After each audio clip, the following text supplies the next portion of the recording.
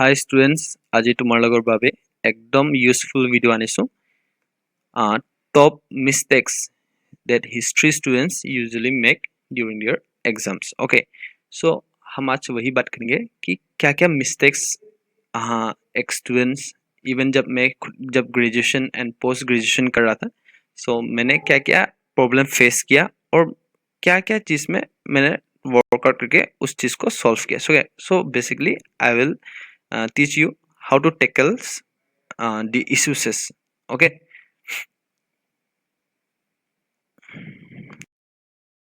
first हम लोग जानेंगे confusing between causes, features and impact. ठीक है.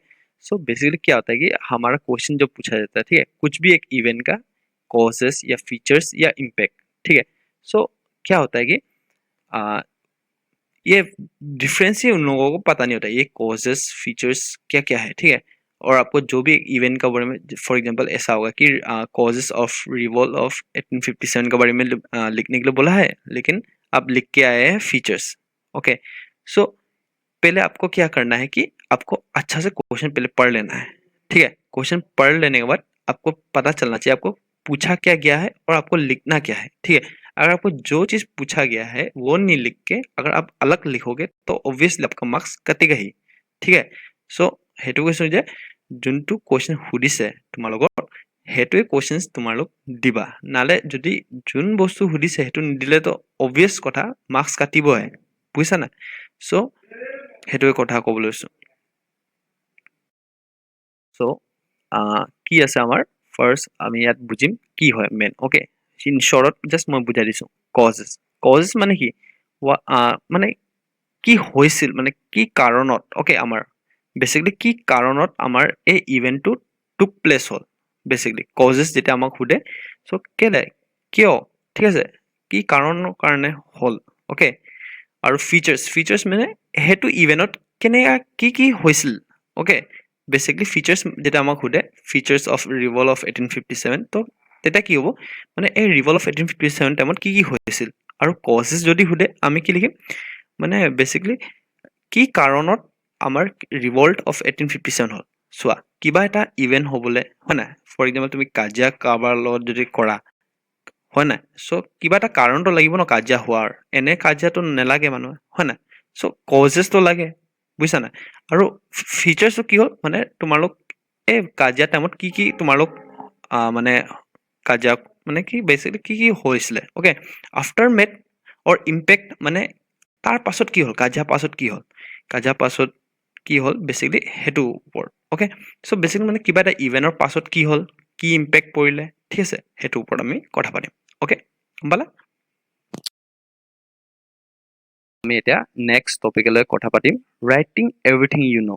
ওকে, সো আমাৰ কি হয় যেতিয়া এক্সামত আমি লিখিবলৈ যাওঁ তেতিয়া বহুতে ষ্টুডেণ্ট ইভেন মাই ফ্ৰেণ্ডছ কি কৰিছিল মানে কি আমাক কুৱেশ্যন সুধিব মানে ফৰ এক্সাম্পল আমাক সুধিব features. Okay, features of the event, কিবা এটা ইভেণ্টৰ ওপৰত ফিচাৰ্ছ সুধিব, ঠিক আছে. কিন্তু বহুত ষ্টুডেণ্টে কি কৰে এটা পাৰ্টিকুলাৰ টপিকৰ ওপৰত মানে ইভেণ্টৰ ওপৰত চব বস্তু জানে বুলি চব লিখি দিয়ে, মানে কজেছ ইম্পেক্ট মানে ফিচাৰ্ছ চব ভৰাই লিখি দিয়ে, ঠিক আছে.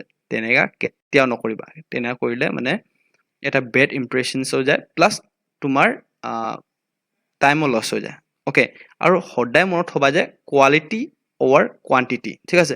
তুমি কোৱান্টিটি পুৰা একদম লিখি আছা তাত খালি মিনিংটো ওলাই অহা নাই তো একো লাভ নাই, ঠিক আছে. তুমি এটা 4-5টা একদম ষ্ট্ৰং পইণ্টছ বিচাৰি লোৱা কিবা এটা ইভেণ্টৰ, আৰু কি সুধিছে ফৰ এক্সাম্পল কজেছ সুধিছে, কজেছৰ একদম 4-5টা যদি ষ্ট্ৰং পইণ্টছ আছে তোমাৰ ওচৰত, চ' তুমি তাৰ পৰা লিখিছা বনাই, so' it will gradually helps you. Okay, আৰু তুমি ভাল মাৰ্কছ পাবা. মানে তেনেকুৱা তুমি যি টি ইৰৰিলেভেন্স ডিটেইলছ সোমাই দিলে মানে মাৰ্কছ নোপোৱা, ঠিক আছে.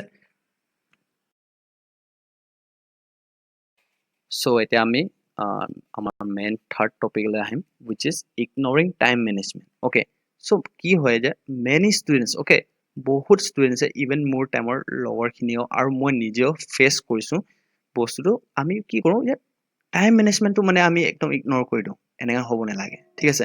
আমাৰ কিবা এটা লং আনচাৰ্ছখিনি কি কৰোঁ, আমি লং আনচাৰ্ছখিনি আমি বহুত টাইম দি দিওঁ, মানে এক্সেছ টাইম দি দিওঁ. তেনেকুৱা হ'ব নালাগে. আমি এটা টাইম পিৰিয়ড সেট কৰিব লাগে যে লং এটা লং আনসাৰৰ এটা লং কোৱেশ্চনছৰ আনসাৰ আমি এইটো পাৰ্টিকুলাৰ টাইমত আমি লিখি হেক কৰি দিম ওকে সো কি হয় তেনে কৰিলে আমি মানে সব क्वेश्चंस अटेम्प्ट কৰিব আমাৰ टाइम আমি পাই যাওঁ মানে ओके सो बेसिकली ये है कि अगर देखिए आपका आपको हम लोग को अभी टाइम मैनेजमेंट आपको सीखना ही पड़ेगा अगर आप एक ही क्वेश्चन पे अगर आप एक ही क्वेश्चन में इतना टाइम दे दोगे कि बाकी अगर क्वेश्चन आप अटेम्प्ट नहीं कर पाओगे सो उसमें क्या होगा आपका ही लॉस है आपका ही मार्क्स कमेगा ठीक है सो ऐसा आप माइंडसेट रख लीजिए कि आप प्रैक्टिस करते रहिए राइटिंग्स ना कि आपको ये पर्टिकुलर टाइम पीरियड के अंदर मेरे को मतलब लॉन्ग आंसर मेरे को कंप्लीट करना है कितना आपका 10 मार्क का होता है 7 मार्क्स का होता है 8 मार्क्स का होता है कि नहीं सो वो एक पर्टिकुलर आप टाइम सेट कीजिए कि हाँ मेरे को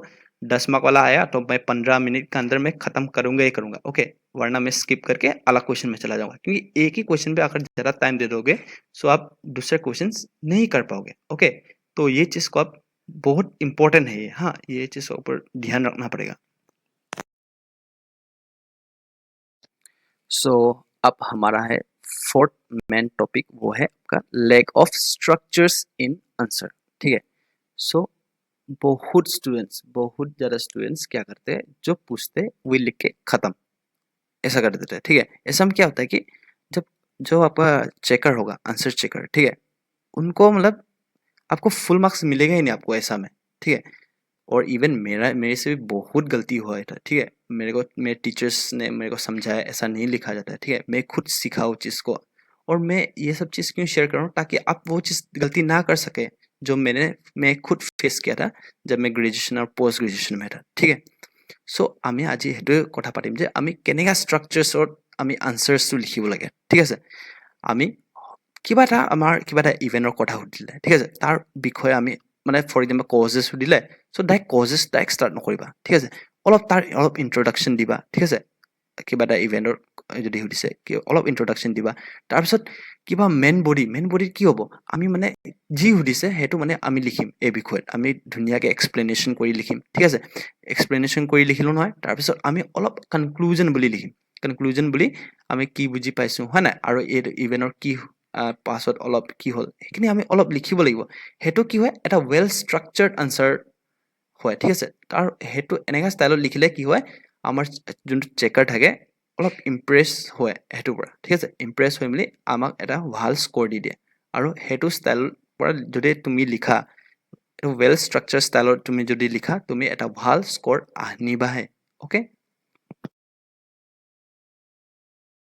চ' এতিয়া আমাৰ ফিফ্থ টপিক হ'ল not revising important dates and facts okay so' আমি এটা হিষ্ট্ৰী ষ্টুডেণ্টৰ কাৰণে কি মূল্য হয় একদম ইম্পৰ্টেণ্ট কি হয় আমাৰ কাৰণে ডেটছ একদম খাটাং মানে ডেটছটো আমি মানে একদম মানে একুৰেটটো ক'ব লাগিব ঠিক আছে ডেট আৰু ফেক্টছ মানে কিবা এটা যোনটো ঘটনা ঘটি গ'ল সেইটো ওপৰতে ক'ব লাগিব কিছুমানে ভাবে যে এক্সামত যি টি ভৰাই দিলে আমি মাৰ্কছ পাই যাম খালি এৰিব নালাগে এটা এনেকুৱা নহয় ঠিক আছে ফেক্টছ মানে যি বস্তু হৈ গ'ল এই বস্তুটোৱে আমি লিখিব লাগিব আমি টেম্পাৰ্ড কৰিব নোৱাৰোঁ বস্তুটো বুজিছা নাই ইনফৰমেশ্যনটো আমি টেম্পাৰ্ড কৰিব নোৱাৰোঁ আৰু কি হয় যে মানে তুমি বস্তুটো কম্প্ৰিহেঞ্চ কৰিব পাৰা মানে দীঘলকৈ এক্সপ্লেনেশ্যন কৰিব পাৰা চেম বস্তু ঠিক আছে তুমি তাৰ ওপৰত মানে তুমি এক্সট্ৰা ইনফৰমেশ্যন তুমি ভৰাব নোৱাৰা এক্সট্ৰা ইনফৰমেশ্যন যদি তুমি ভৰা সেইটো মানে वो एरर हो जाता है वो ठीक है एक एरर है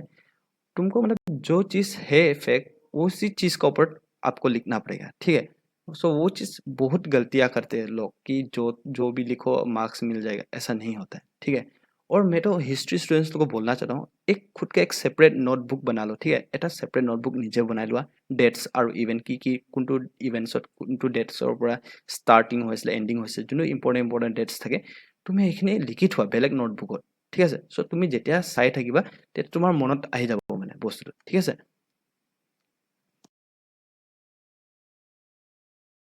চ' থেংক ইউ এভৰিৱান ফৰ ৱাচিং দিছ ভিডিঅ' মই আশা কৰিছোঁ যে এইটো আমাৰ যোনটো ইম্পৰ্টেণ্ট এটা ছেশ্যন এইটো তোমালোক বুজি পাইছা ঠিক আছে আৰু তোমালোক লাইক ছাবস্ক্ৰাইব আৰু শ্বেয়াৰ কৰি দিবা এইটো চেনেল মই এটা নতুন ইউটিউবাৰ হয় ঠিক আছে আৰু মই চেষ্টা কৰিম যে তোমালোকৰ কাৰণে এক্সামৰ আগত ছেমিষ্টাৰ এক্সামৰ আগত তোমালোকৰ মই important questions and most repeated questions যোনটো আমাৰ আহে পাৰ সেমিষ্টাৰ ওয়াইজ মই প্ৰভাইড কৰি দিম ঠিক আছে আৰু তোমালোক কমেন্ট ডাউন কৰিবা যে তোমালোক কোনটো ইউনিভাৰ্সিটিৰ পৰা তোমালোক চাই আছা ঠিক আছে কোনটো ইউনিভাৰ্সিটি ষ্টুডেন্টস তোমালোক বেসিক্যালি এফিলিয়েটেড আছা ঠিক আছে সো দ্যাট মই হেতু প্যাটাৰ্ণত মই তোমালোকৰ মানে নোটস অৰ ইম্পৰ্টেন্ট কোৱেশ্চনস কি আছে হেবোৰ প্ৰভাইড কৰিব পাৰিম ঠিক আছে সো প্লিজ কমেন্ট ডাউন আৰু প্লিজ লাইক সাবস্ক্ৰাইব আৰু শ্বেয়াৰ কৰি দিবা থ্যাংক ইউ